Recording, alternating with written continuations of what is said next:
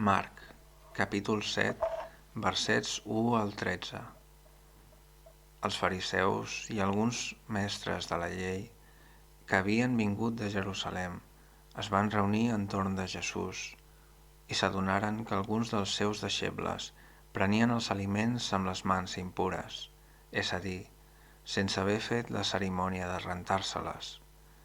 Cal saber que els fariseus, i en general tots els jueus, guarden la tradició dels antics i no es posen a menjar si abans no s'han rentat les mans ritualment.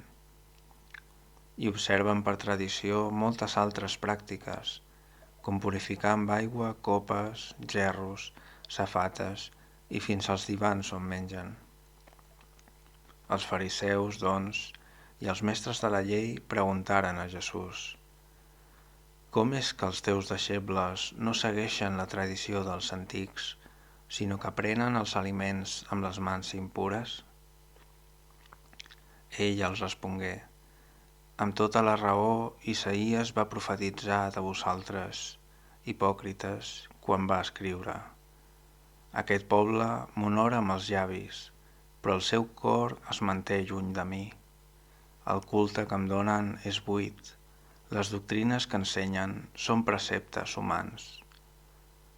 Vosaltres abandoneu els manaments de Déu i observeu la tradició dels homes.